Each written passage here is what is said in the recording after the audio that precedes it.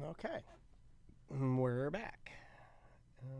Yep, they're both on. Great, great, great, great.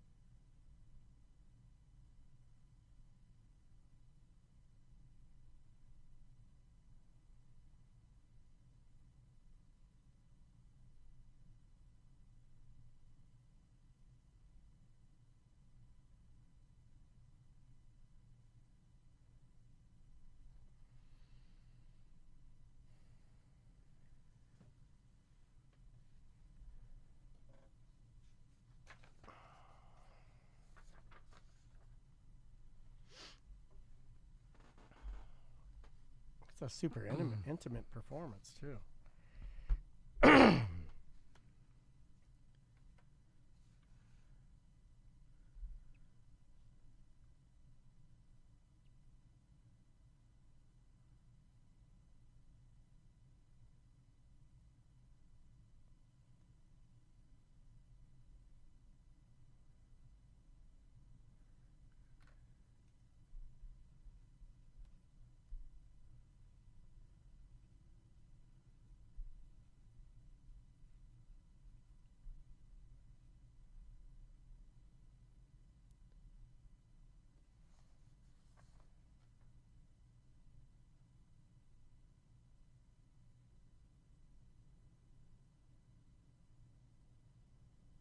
Wow, this is her.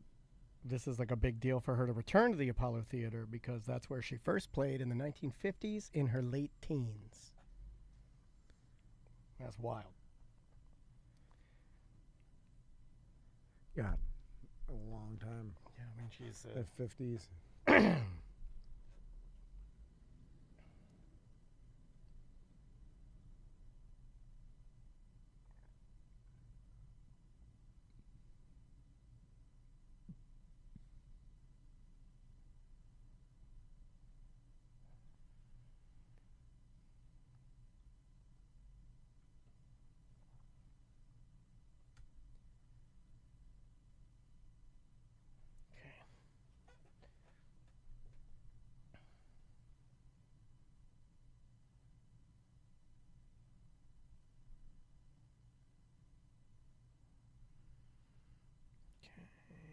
What's up, SJ? Hey, buddy. Yeah, we had to bounce over here because Billy wants it to be on Twitch. And I didn't think it would connect quickly, but it did, so that's fantastic.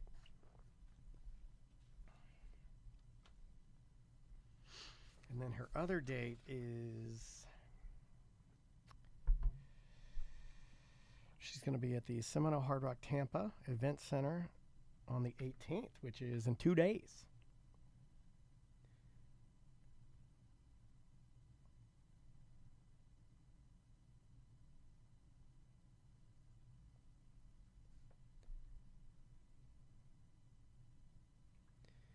I'm just trying to think of any other questions here.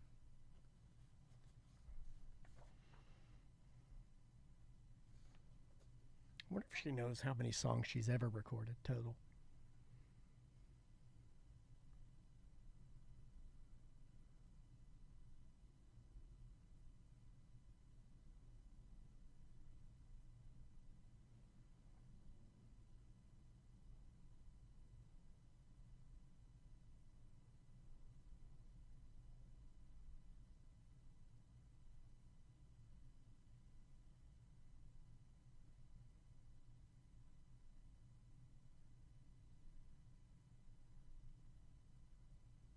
I mean, like 40. She put out over 40 albums.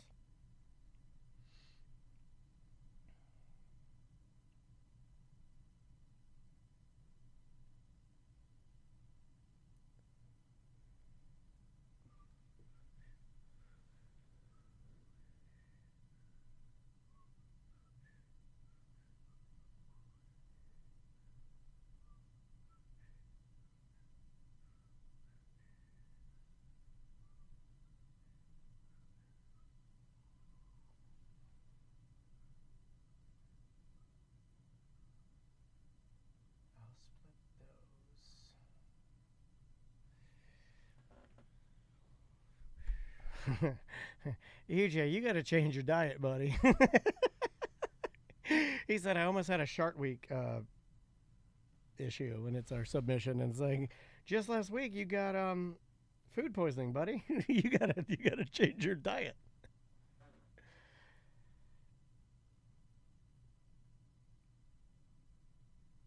Oh, bad Chinese food.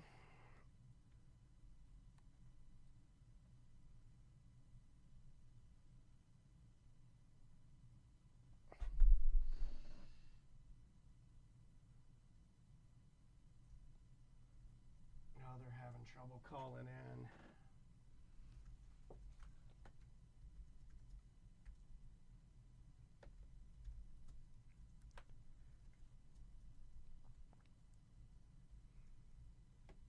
Are they trying to call now? No, he said that the rep is going to call me, but I'm like, well, I can't do anything if he calls my cell phone number. I mean, that's not going to do much. I'll just say, like, hey, I apologize if you can't get through.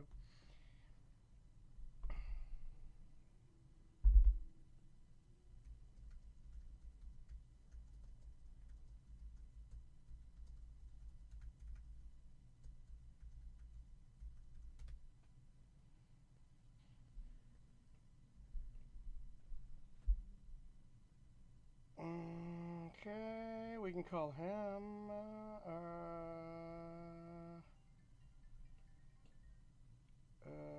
Hi, this is Dan Warwick's office. Tried to call your 1-844 number. Well, I don't know what to tell you if you can't call through. Oh, here we go. Hello, Tom and Dan.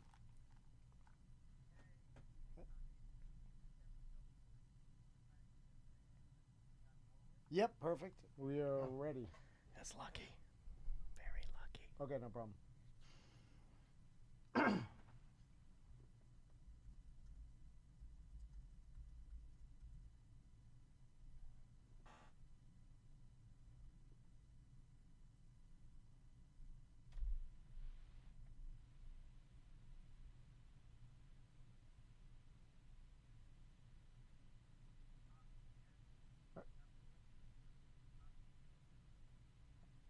Hello, Miss Warwick? Hello? Hey, how you doing? Great, great. I'm going to put you on hold real quick, and then we're going to start the show. So hold on 1 second, and we'll go get right to it. All right, hold on. Miss Warwick, can you hear us okay? Sure can. Awesome. All right, here we go. In 3, 2. Welcome to Corporate Time with Tom and Dan. I'm Tom. This is Dan. Let's jump right into it. Yeah. And this is like super duper cool. And I'm just gonna call my shot right now and say that this is the most famous person that we have ever talked to on our show, and also my mother's favorite. One of my mother's. Oh, you know what? I'm just gonna say it. My mother's favorite singer. She absolutely adores this person, and you can see her. You can see her at the Seminole Hard Rock Tampa Event Center in Tampa, Florida, in a couple of days, June 18th at 8 p.m. And you can also see her June 27th, and this is a huge homecoming to the NYC Apollo Theater. Don't make me over. One night only, ladies and gentlemen. On the line with us right now, Dionne Warwick. How you doing? I couldn't be better. How you doing? Oh, man, we are doing really, really good. We were just sitting here, you know, going through some of your tweets and your social media and seeing the things that we should be paying attention to today, because you are so absolutely prolific and funny on social media. And how did that come about? How did you get so on the socials? I had my nieces and nephews here at my home one afternoon, and they were tweeting, and they were having such a fun time. I mean, laughing and carrying on. So I decided to come up front to see what they were laughing and giggling about. And Brittany, the elder of the three kids, said, "Oh, this is what we're looking at." And I looked at what she was laughing about, and I said, "Oh, you really find this funny?" She said, "Yeah, don't you?" I said, "No, I don't really." I said, "Show me how to do it," and she did. And I let everybody know there's a grown-up now you missed. And I think what you saying and doing is kind of not what we really want to be saying and doing on social media. So let's look at it in another way. Yeah. Let's try talking to each other in a very civil manner, and always ended with a smile. And it caught on, which was wonderful. Yeah, yeah. And I'm certain that most people found that social media changed a bit. Well, I think what people like about you is that I think a lot of people think that when you get to a certain period of your life, you can't do, everything that you've always done. And I just don't think that's the case. So to see you have a perspective on social media that has a little more respect and maybe a little bit more love involved in it, and very funny. I didn't know how funny you are. Hilariously funny. Like you clap back. You could have been a comedian, I think, and you chose the path of a musician, and not only a musician but a very beloved. And do you have a favorite song to perform still these days? Do you have still have one that you're like, that is still my favorite thing to open my mouth and sing? Well, I have to say, it's every single song that I do sing. These songs are written specifically for me. Yeah. And it's kind of difficult to find just one or two or even three that you can say are your favorites. They're all my favorites. Yeah. They're like your babies, I guess, because at this point you've been performing them. I mean, you remember what it was like in your late teens to be on the stage at the Apollo. Can you tell us a little bit about that and performing then and then getting the chance to come back, wiser and with all your awards? What's that like for you? It's a full circle, really is.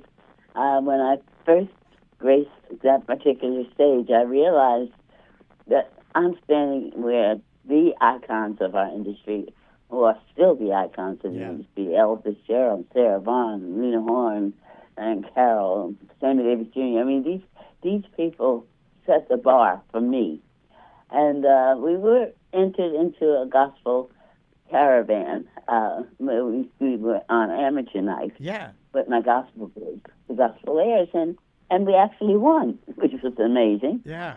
That was my first time on that stage, and on the 27th of June, it'll be the last time right now, because they're going to close the Apollo Theater after our show to renovate it, which is wonderful. Oh, that's... So I'll probably close it and hopefully open it again. Yeah. Oh, that's terrific that you get to full circle that come there and kind of shut it down, so to speak, before they, I remember as a young boy staying up late and watching even Showtime at the Apollo and stuff like that. Yeah. It's, it's interesting to see how, I just hope it's preserved, that type of history, kind of like what our friend Guy Torrey is doing with Fat Tuesdays to preserve black comedy.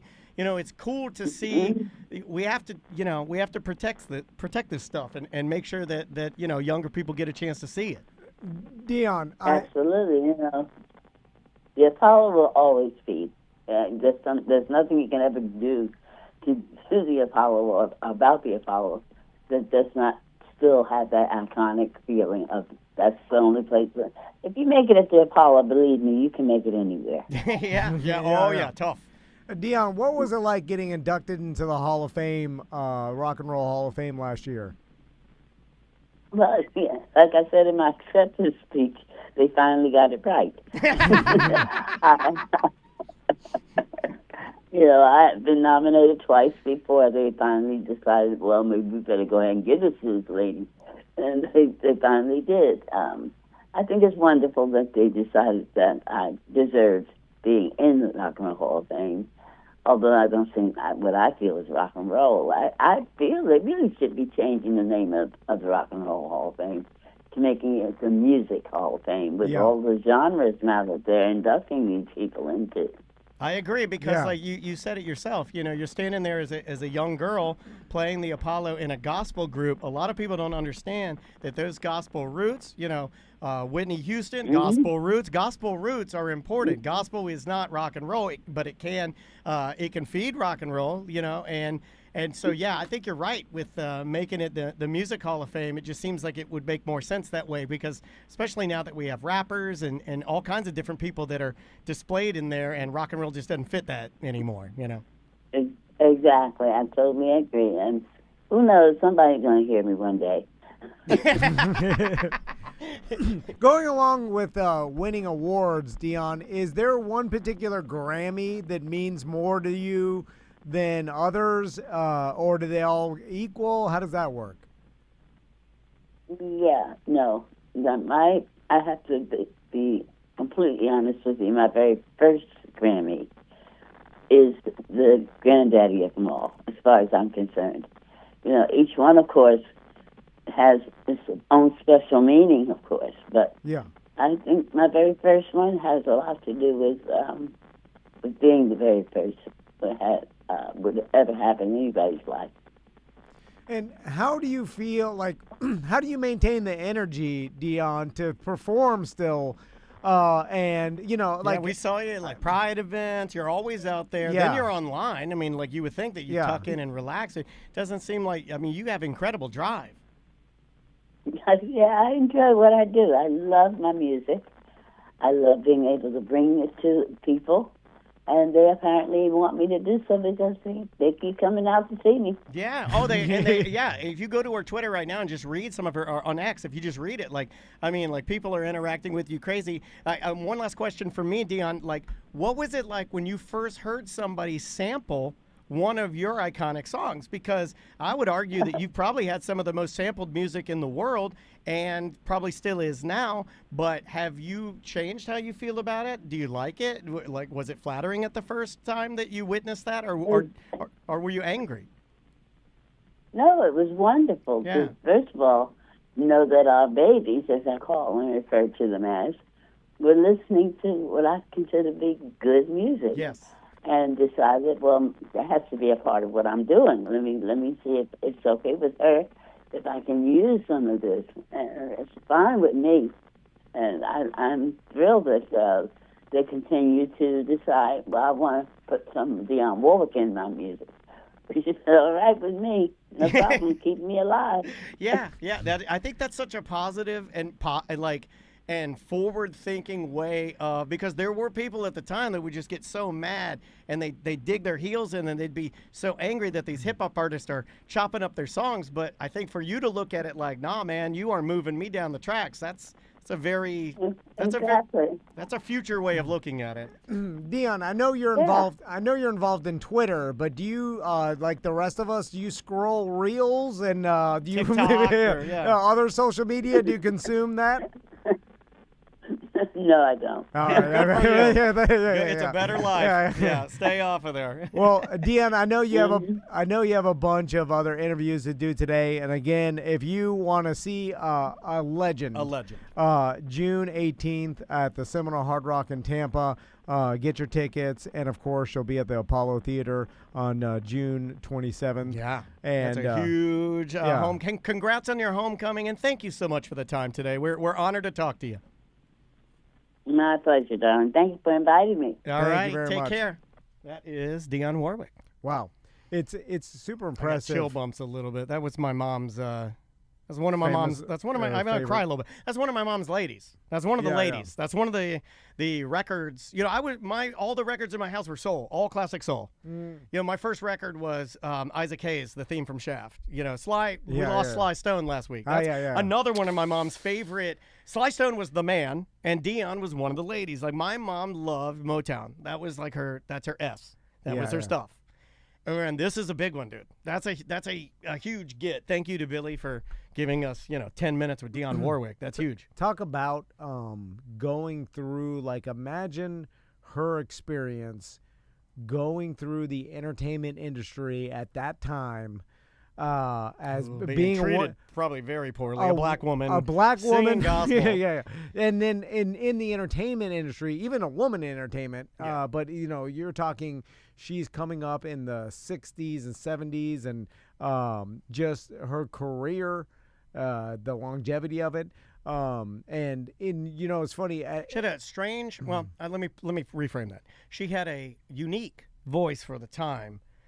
I think she was considered, I read this morning, I'd never heard this, she was considered a contralto. Yeah. Which is a version of alto that can sing like almost a raspy, husky, low voice, but also sing very high like a soprano. Yeah. So she was almost like this weird again, I mean that positively, like a weird soul unicorn.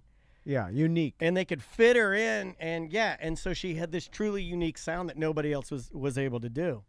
And I know that, like, obviously we're not going to ask her about this, but I saw in her, like, Wikipedia. Oh, there's a lot to not ask her about. But about the, like, tax problems she had. She had 2017, she just had nothing. Yeah, and then, there's a lot of stuff on Google. It's like, how did Dionne Warwick lose her fortune or something? And then but you're like, think about at a time you're coming up and, you're a young girl back. I mean, when did she say she first did Apollo? 1950. At 15? Yeah, 1950.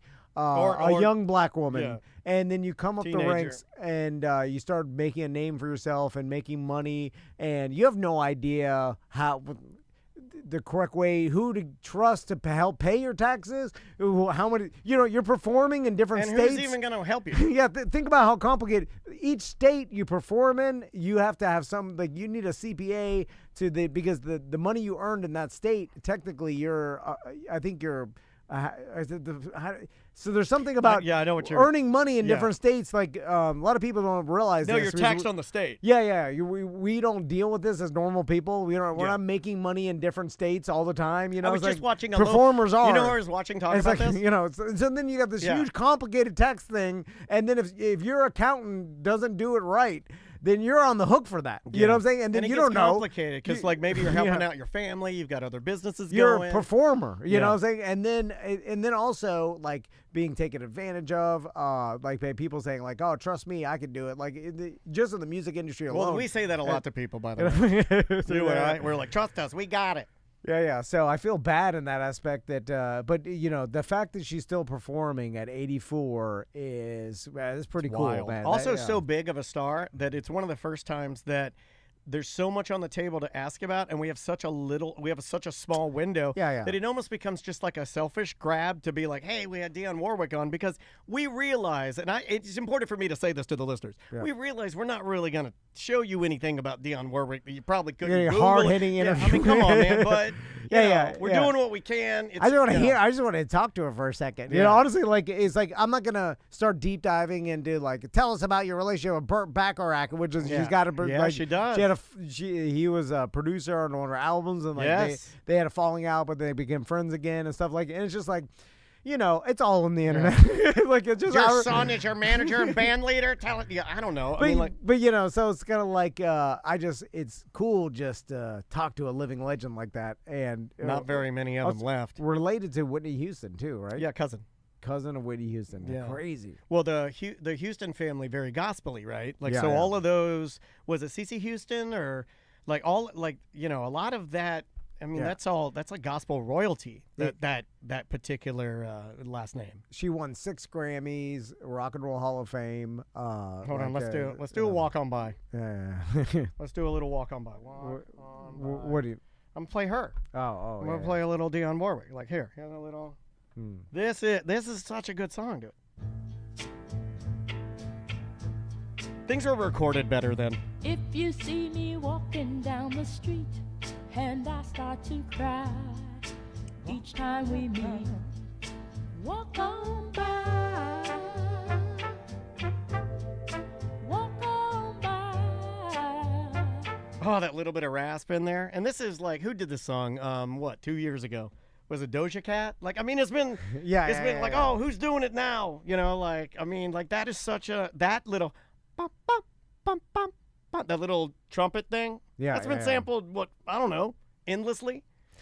It's hard for me to even imagine still performing at 84.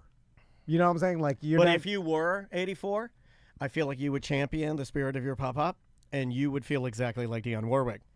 He was. I mean, he was like, I feel like a child. Yeah. I bet you she is just like your papa. Yeah, we took her. Like he went to Alaska at 87 and walked around. We never slowed down. Walk better from than it. I can. Being in shape enough, but still the willingness and want to perform. That's really what I'm saying. Like physically being able to do it is one thing, but making the decision to want to do it, that's another thing too. It's like, because you're traveling around, performing isn't easy. And if you're 84, I'm sure there's risk of being too tired, just not being able, no, just travel. Yeah, losing your voice at that age. You just know, travel like, can beat you down. I mean, you get a car accident. You know, like just getting sick on the plane or whatever. You know, like just picking up germs and like, and then not being able to perform as well as you want because I don't know. It's just like that's impressive to me at that age. Yeah, that's why my wife and I have seen Diana Ross so many times. I mean, it's impressive when you see these people. Yeah. Oh, and Willie Nelson at 90. I was like, oh my God, yeah. He's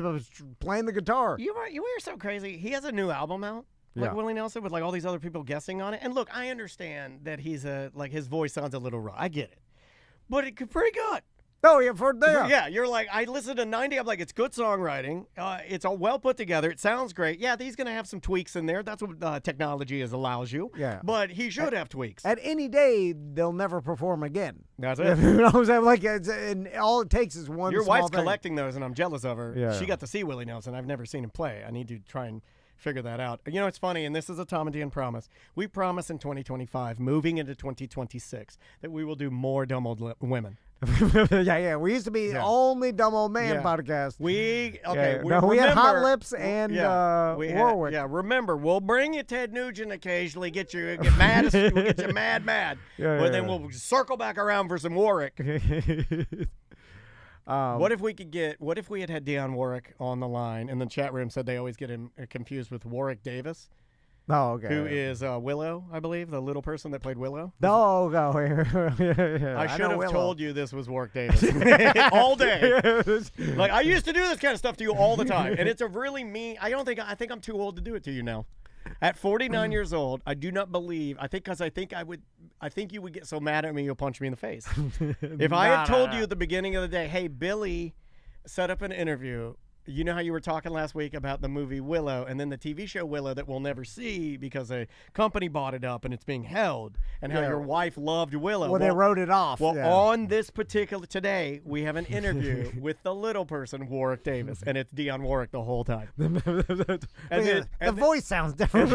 I sound like a little. You sound just like a little person. What's it like being so small, Warwick?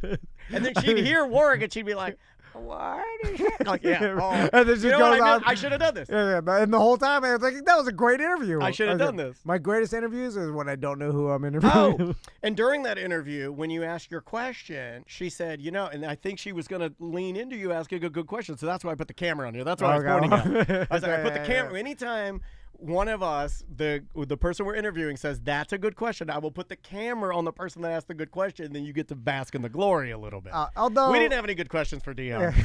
Not really. The first Grammy makes sense. The first one's always the best one. Yeah. It would have been more interesting if it was like, it was the fourth one. It was like, I don't know. The first one was like, I knew that. I knew that. I've already done the best thing you can do. It's the best thing you can do in music, right? Yeah. I mean...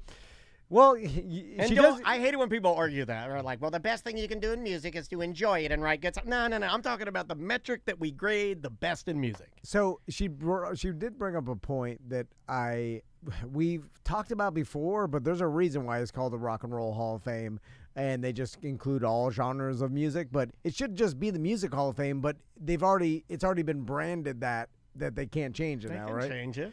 Yeah, but then or they could do like us, like you're thinking about changing the branding to ACT, and we're chickening out because we have so much brand equity into it. We're like, I don't know, man. If we kill it prematurely, we could be shooting ourselves in the foot. Like, I think that's why they don't do it, because saying you're part of the Music Hall of Fame, I don't think it has the same meaning to future recipients of that. So therefore, it's not as sexy. I will tell you that. They just want. It sounds too generic.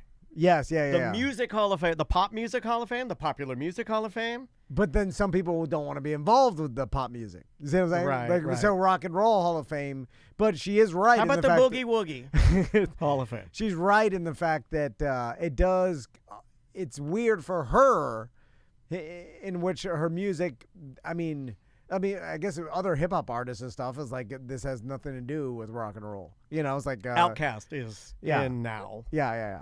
Now, I could make an argument that their style of hip-hop is so alternative that it would be considered more rock and roll than traditional hip-hop or rap, but I don't think anybody wants to hear that. But Dionne Warwick, pretty far away from rock and roll.